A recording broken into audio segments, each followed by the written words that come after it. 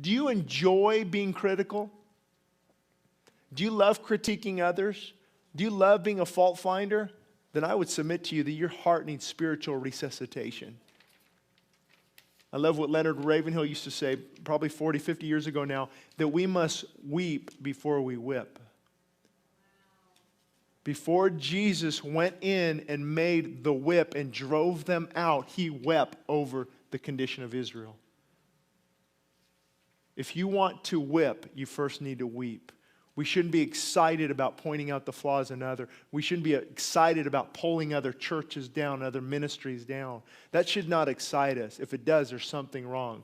Because the minute we think that we're the spiritual say-so, we have the spiritual say-so, that God has given me the gift of criticism when no such gift exists. There's no such gift as criticism and being critical. Now, do I say we shouldn't contend for truth? Absolutely not. We're called to contend for truth. But it better come from a broken, humble, loving attitude that does not enjoy what they're doing and weeps over the condition of the person or the church or the ministry instead of taking delight in it. Because if we're just happy about going around telling everybody off and showing how right we are, that's called spiritual pride. And Jesus goes right to it. As a matter of fact, let me submit to you. You're all older, many of you, some young adults in here, you can take it. It's going to hurt a little bit. But Jesus went after prideful, arrogant, religious people more than sinners. That in and of itself should tell you something. Jesus, he just went after these religious people because they had spiritual pride. They were looking down at everybody else. So just take that,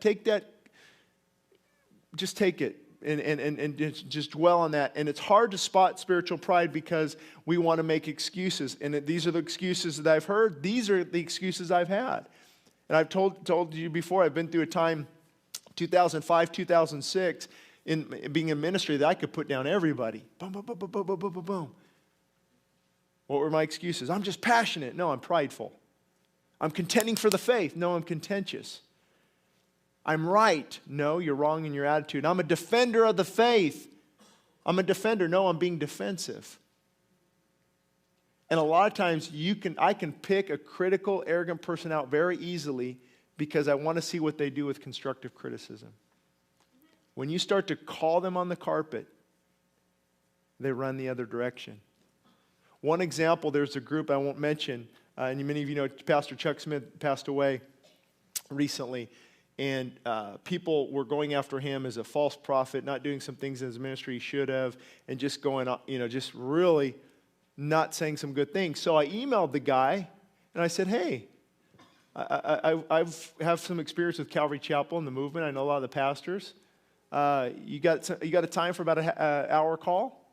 No, right. He just. I don't need to listen. I know enough, and he didn't even want to talk to me. And I was just, hey, let's talk. You might be missing some very important points here. You might be only hearing one side of the equation. Didn't want to talk to me. And guess who might be on his heretic list next?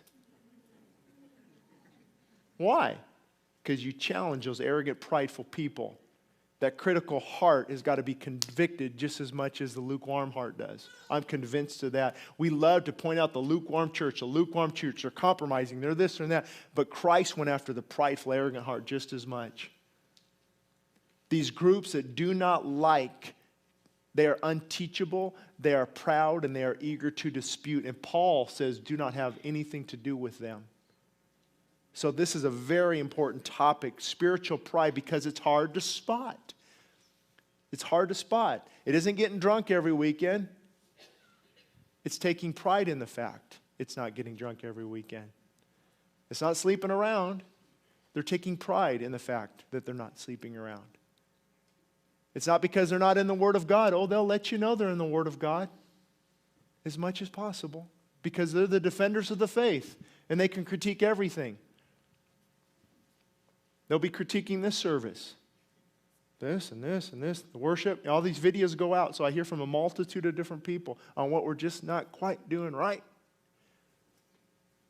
You guys need to go to the old hymnals. The Spirit's not there.